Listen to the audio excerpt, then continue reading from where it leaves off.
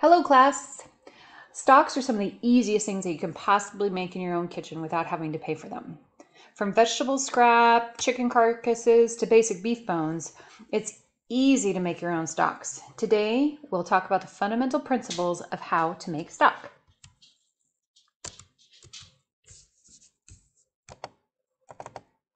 Stock is a flavorful liquid, and fond is the French word for stock or base. Fond is also what you find when you sear or saute meats or vegetables and get that caramelization that sticks to the bottom of the pan. Those bits are full of lovely flavor if you deglaze your pan. And deglazing means that you release the fond from the bottom of the pan with liquid. The liquid can be water, stock, wine, or alcohol, but remember alcohol is flammable, so you want to be careful. Stock is different than sauces, and sauces are used to enhance the flavor of foods. A really good sauce has moisture, flavor, richness, and visual appeal. Sauce should complement a food, never disguise it. If you burn something and put a sauce on it, it's still burnt. People will know. There are different types of stocks that you can utilize, which will give you a lot of tools to play with in your kitchen. White stock is made with chicken, veal, or beef bones, and you can also make white stock with fish bones if you wish. Brown stock is made with chicken, veal, beef, or game bones, all of which are caramelized before you put them in water to simmer. Fish stock and fish fumet are both made by slowly cooking fish bones or crustacean shells and vegetables. You're not looking for color on them, and these simmer for a short period of time. The difference between fish stock and fish fumet is that a fumet is more aromatic due to white wine and lemon juice added. Court bouillon is basically a vegetable stock that is really nice to cook fish or to moist heat cook a vegetable with. A court bouillon is a nice way to enhance a flavor profile.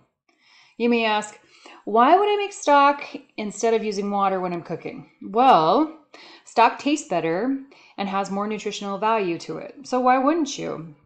For instance, if you get a roast chicken from Costco, once you've taken the meat off, you've got a carcass in place. You can take vegetable scrap that you save in your fridge, put it all together and cover it with cold water, simmer for a little bit, and voila! You've got stock to put in with rice or soup the next time you make it, or even beans, anything. It just makes everything taste better and is definitely better for you. The quality of stock is nice body. If it's a protein-based stock, as you simmer the bones in water, the connective tissue unravels in the presence of moisture and heat and dissolves to gelatin. It gives the stock nice body and flavor. Delicious flavor means that you've got a proper mix of mirepoix and bones, that you've simmered it for the appropriate amount of time needed to develop the flavor profiles. Clarity is also important. When you make stock, we remove the impurities and we never ever boil a stock. You bring it to a boil, you reduce to a simmer, and you skim the scum. We don't want to have fat and all those impurities rolling back into your stock. And of course, color is really important. A white stock is virtually clear. Chicken stock will end up being yellow because it's the color of the fat in the chicken when you make the stock out of them, but there's no caramelization. Brown stock, you make sure that it's a nice rich brown color, and that comes from caramelizing the bones and the vegetable as well as using proper ingredients. Different bones release their flavor at different times, and this is important for you to remember. Usually the bigger the animal, the longer you can cook it. Veal and beef bones are 6 to 8 hours, and it also depends on the quantity that you're making. If you make 50 pounds of bones, you can cook it for a lot longer. Chicken bones, 5 to 6 hours, and fish bones, no longer than 30 to 45 minutes. Because they're so fragile, and by the time that 30 to 45 minute time period is up, you've gotten everything you can out of them. In beef and veal bones, younger animals have a higher percentage of cartilage, so if you're using veal bones, you're not going to have as much fat. Beef bones, you'll have more fat, which means you'll get better color off of them. They're higher in connective tissue as well. And remember that connective tissue converts to gelatin, which gives stock body. With chicken bones, the neck and the back are the best because they have the greatest amount of connective tissue present. Just remember, the whole carcass can be used. Nothing needs to go to waste. When you're making fish stock, you'll want to use lean fish bones like halibut or sole, for example. You'll end up with a better quality stock because you don't want your stock to have that fatty mouthfeel. When we're eating and making sauces and soups, we want to make sure that it tastes very clean. Not to say that you can't use salmon bones or carcass to make stock. You can, just note that it's going to be higher in fat and that mouthfeel will be a little bit different. Of course, you can make stock with any bones you wish. Just remember that whatever bones you use, that's what your stock's going to taste like. Other ingredients you're using when you're making stock, aside from bones, are mirepoix. And mirepoix is 50% onions, 25% carrots, and 25% celery. This is standard ingredient for stock, soup, sauces, even rice. Mirepoix is great for everything.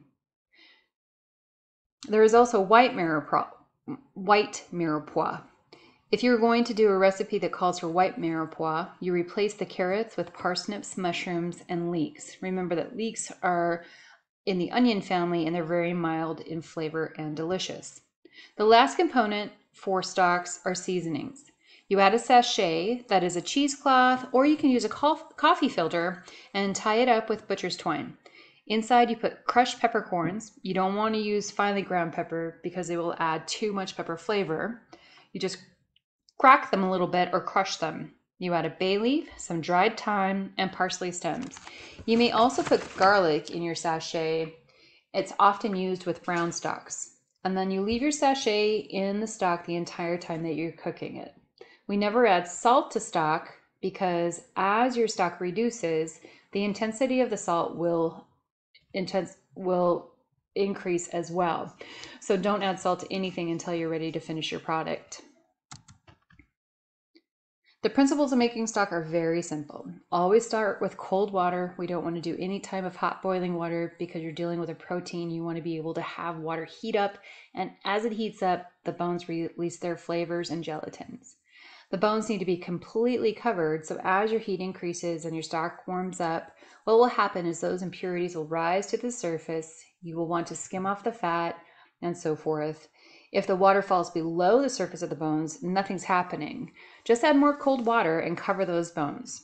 You want to bring your stock to a boil, reduce to a simmer, skim off the scum, and then you want to reduce to a simmer and simmer very gently for the appropriate amount of time. So bring to a boil, reduce to a simmer, and skim the scum.